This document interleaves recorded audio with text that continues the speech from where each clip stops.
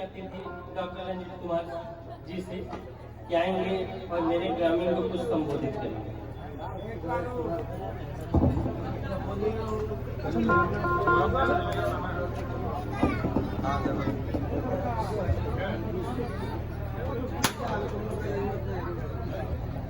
सबसे पहले आवाज आ रहा है? सबसे पहले मैं अपने गांव के जितने भी हमारे बड़े हैं, नाना हो, मौसी हो, मामी हो, सबको मेरी तरफ से प्रणाम। और छोटे भाइयों को हमारे तरफ से शुभ आशीर्वाद। कुछ हमसे छोटा भी उम्र का मामू होगा, उन लोगों को भी प्रणाम।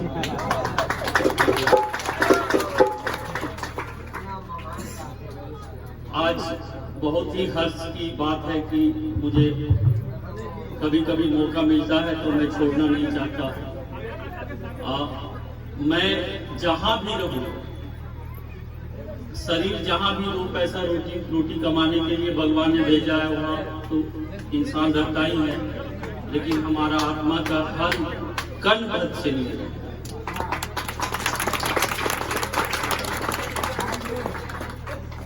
आज के दिन हमें उन पूर्वजों की याद आती है जो हमारे गांव को एक सांस्कृतिक कार्यक्रम के द्वारा और कई चीजों के द्वारा जो जोड़ के रखे हुए हैं, जिनका आज हम अनुसरण कर रहे हैं।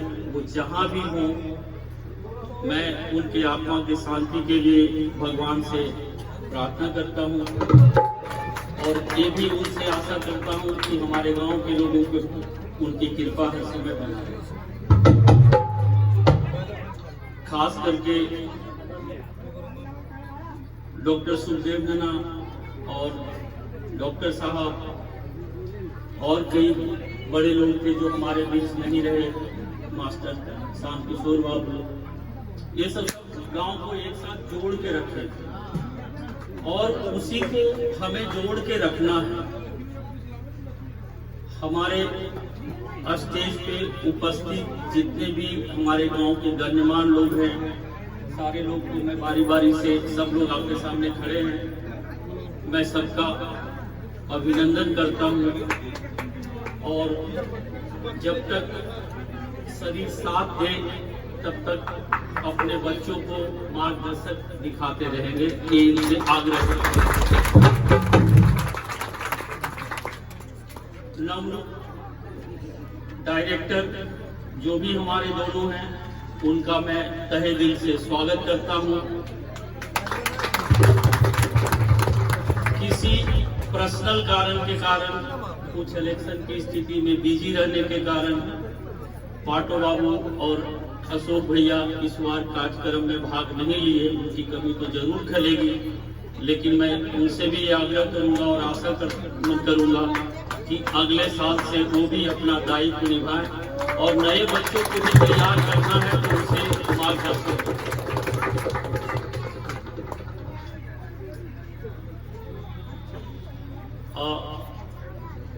ये लक्ष्मी पूजा चलते आ रहा और चलते रहे। ये हमारे गांव का होली और लक्ष्मी पूजा एक हमारे गांव का जैसे कुछ होता है ना नेशनल फेस्टिवल, वो हमारे गांव के लिए नेशनल फेस्टिवल। इस दोनों त्योहार के साथ हम लोग मानसिक और दिल दोनों से जुड़े हुए हैं और सदा जुड़े रहेंगे। मैं बहुत ज्यादा नहीं बोलूंगा, लेकिन आज ये सोच के आया हूं कि 10 मिनट जरूर बोलूंगा। कोई पॉलिटिक्स की बात नहीं बोलूंगा, किसी को ठेस नहीं लगना चाहिए हमारी बातों को। आज मैं, जैसे आप ये सुने हो दर्शन, उसी तरह से हमारा गांव भदसेनी एक दर्शन है। इसके आईने में उतर के एक बार देखो तो कि हमारे पूर्वजों ने हमारे लिए क्या करके गया है और हमारे गांव के लोग हमारे लिए क्या कर रहे हैं।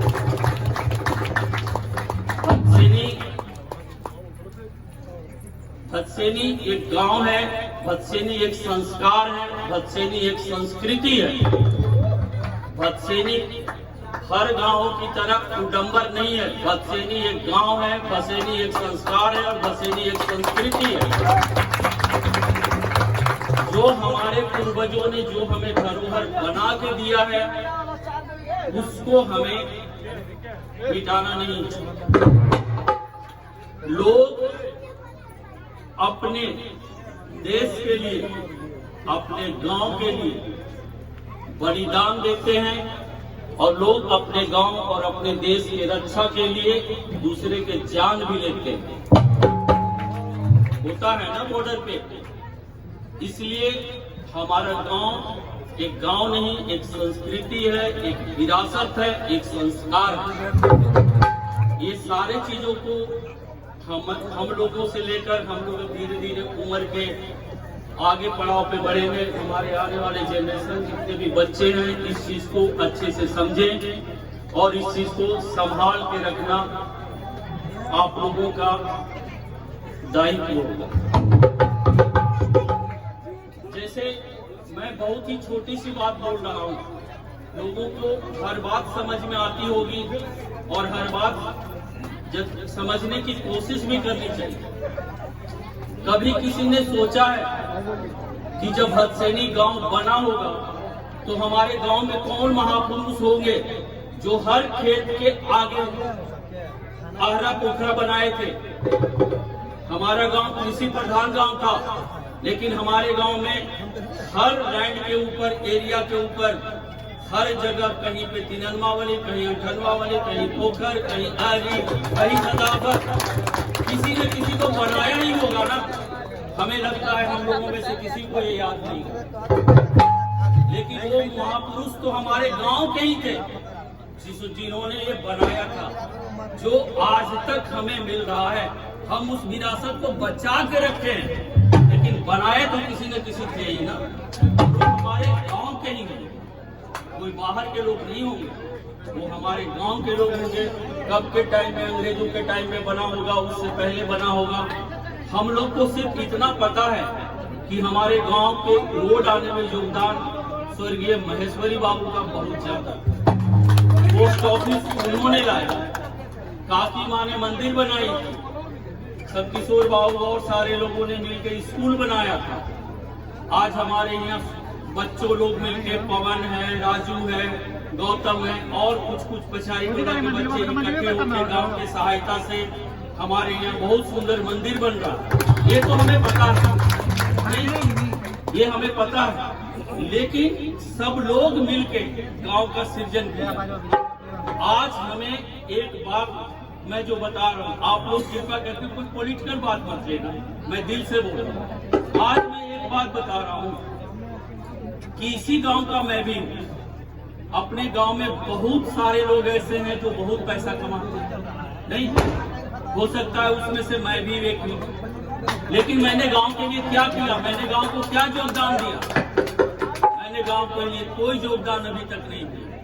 मैं सिर्फ 5 आदमी जाते हो जो हमारे तरफ से प्रोफेशनल मदद हो पाती है हेल्थ के सेक्टर में, मैं वो मदद करता हूँ। कुछ बच्चों को पढ़ने के लिए मैंने प्रोत्साहित किया, लेकिन इसके अलावा मैंने गांव में क्या किया? जब से हमने होश संभाला तब से हमने यही देखा कि जो हमारे गांव के सामाजिक कार्यकर्ता, जैसे पहले नारायण मुखिया जी थे, उनके राज्य में पंचायती राज नहीं थी, फंड बहुत कम आता था, लेकिन उन्होंने जो भी हो सका अपने टाइम में गांव का विकास किए। साथ साथ आपके गांव का इज्जत हर जगह बना के रखे, डिस्ट्रिक्ट लेवल से लेकर स्टेट लेवल तक बना के रखे। अभा भैया आए, उनको भी प्रधान बने, उन्होंने भी अपने टाइम में अच्छा काम किया। उन्होंने भी जितना टाइम में हो सका अपने गांव का विकास किया, गांव को नई रूपरेखा दी। फिर वीरेंद्र बाबू आए, वीरेंद्र बाबू भी ने गांव के लिए चौमुखी विकास किया, आपके गांव को पगड़ी को ऊंचा करके रखा। तो हर कोई जो भी गांव से सीमित है, पैसा तो हर कोई कमा लेता है, लेकिन गांव में रहकर गांव की विकास करने के लिए जो आदमी काम करता है, उस आदमी के लिए हम लोग हर वक्त उसके पीछे खड़ा होके उनके बाजू बन के तैयार रहना चाहिए। पैसा तो हम भी कमा लेते हैं, पैसा तो हर कोई गांव के कई लोग आपको होंगे जो लाखों रुपया कमाते होंगे, लेकिन उसने गांव के लिए क्या किया? में ही रहते गांव के विकास के लिए काम किया। इसलिए इन लोगों का, जो हमारे गांव के समाज सेवक लोग हैं, उनकी हर जगह मैं तहे दिल से स्वागत करता हूं और उनके कामों के लिए मैं नतमस्तक हूं। भाइयों, मैं ज्यादा टाइम नहीं लूंगा, लेकिन 2-3 बात मैं बहुत इंपॉर्टेंट चीज बोलूंगा, इसको ध्यान में रखना। जब गांव एक रहेगा, जब हमारा समाज एक रहेगा, जब गांव हमारा एक रहेगा, जब समाज हमारा एक रहेगा, तभी हम विकास करेंगे, तभी हम विकास करेंगे। दूसरे के मोटरसाइकिल पे बैठ के जाने से वो मोटरसाइकिल अपना नहीं होता है। जो तुम्हारा गांव का प्रतिनिधि है वही तुम्हारा प्रतिनिधि है। दूसरे गांव के प्रतिनिधि के पास हाथ पसारना पड़ेगा। हम भदसेनी का है, कोई हमसे दिखाने के लिए जाता है, 2 मिनट में लेट होता है तो चिल्लाने लगता है, इतना देर करनी। किसी दूसरे को हिम्मत है क्या बोल देने का?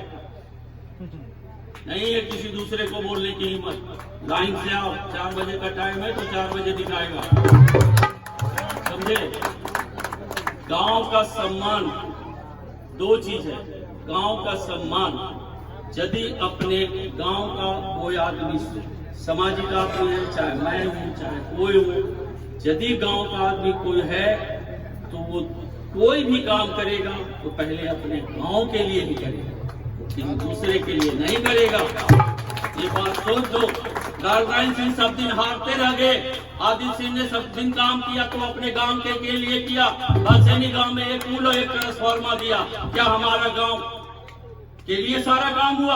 हम वोट तो लड़के देते रहे उनको। इसलिए ऑलवेज अपने आप पे विश्वास रखो, खुद को बनाना सीखो। किसी का बैसाखी बन के मत चलो, खुद बनाओ। हमारे अंदर इतनी दम है कि हमको कोई हरा नहीं सकता। यदि हम सारे भाई एक साथ खड़े हो गए तो किसी को औकात नहीं है कि हमको हरा सकता। लोग हारता अपने घर से है, लोग हारता बाहर से नहीं। मैं पॉलिटिकल बात नहीं कर रहा हूँ, मैं सिद्धांत की बात कर रहा हूँ। भदसेनी में जितना मैं वीरेंद्र सिंह से प्रेम करता उतना इस गांव के हर बच्चे से प्रेम करता। वीरेंद्र सिंह हमारे लिए कोई इंपॉर्टेंट आदमी नहीं है और न अभय सिंह इंपॉर्टेंट आदमी है। जितना इंपॉर्टेंट आप हो उतना ही इंपॉर्टेंट है। जितना रिस्पेक्ट आप है इतनी रिस्पेक्ट इनकी भी है।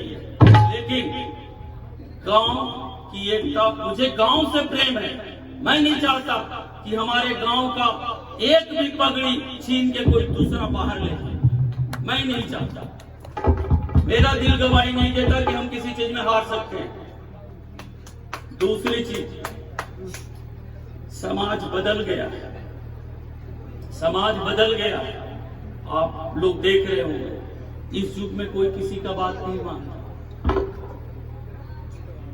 जो आपने 5 सालों में देखा है कि जो आपकी बात मान रहा है, आपके अनुसार चल रहा है, उसको छोड़ के किसी दूसरे पे विश्वास करना मूर्खता होता है।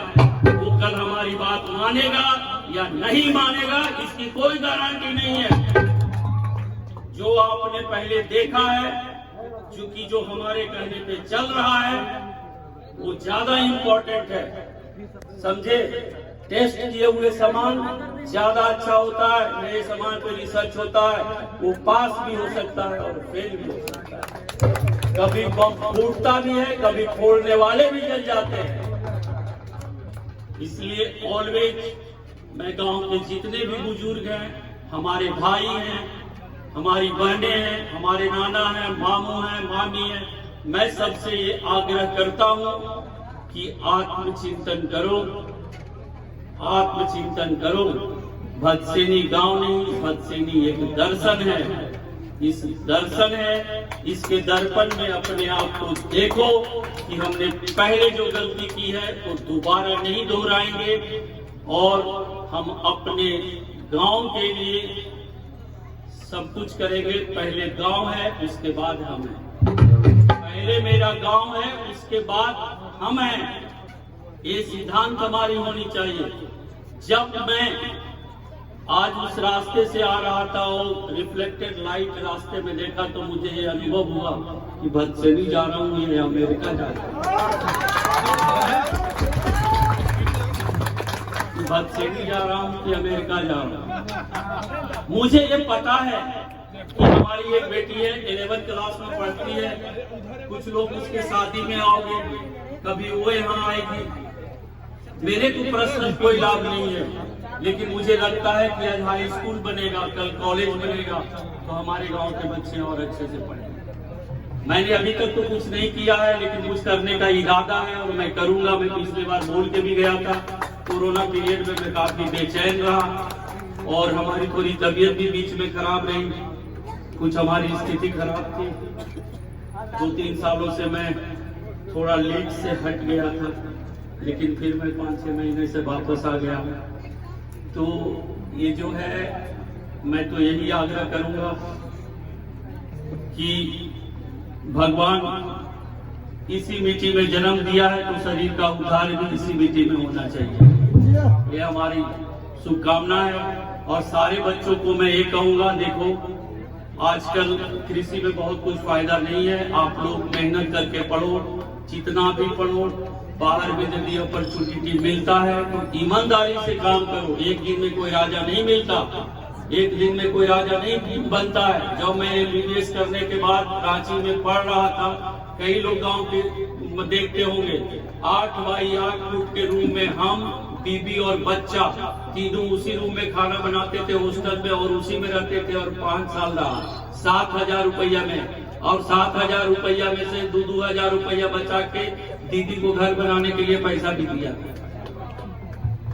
तो वो इम्पोर्टेंट नहीं है कि हम कितना पैसा कमाते हैं, इम्पोर्टेंट ये है कि हम जितना पैसा कमाते हैं उसमें कितना व्यवस्थित ढंग से हम रहते हैं। पैसा कमाने से ज्यादा पैसा को बचाना और व्यवस्थित ढंग से खर्चा करना होता है। चोरी तोरी पे दिमाग मत बनाओ, वो तातलक्षण चीज है, जिस रास्ते से कमाओगे उसी रास्ते से चला जाएगा।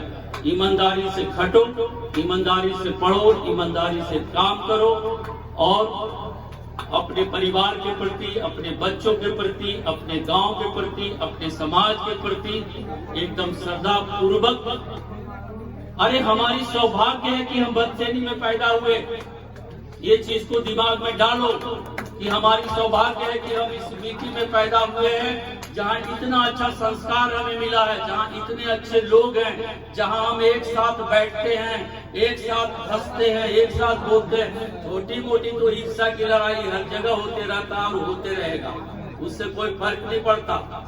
उनको भी अपने में मिलाना है, उनको दूर नहीं भागना, उसको बोलना है तू भाग गया है साथ आ जा, समझे? तू दूर कैसे चला जाएगा? जब हम तुमसे दूर नहीं है तो तुम हमसे दूर कैसे चला जाएगा? जब हम तुमसे दूर नहीं है तो तुम दूर कैसे चला जाएगा? हम सब एक हैं, सब एक रहेंगे और सदा यही प्रिंसिपल पे हम लोग रहेंगे। बाकी सबको हमारी बातों को सुनने के लिए बहुत बड़ी धन्यवाद, तूने इतने देर तक हमें बर्दाश्त किया और बोलने का मौका दिया। प्रोग्राम हम आभारी अपने अतिथि महोदय का, जिन्होंने अपने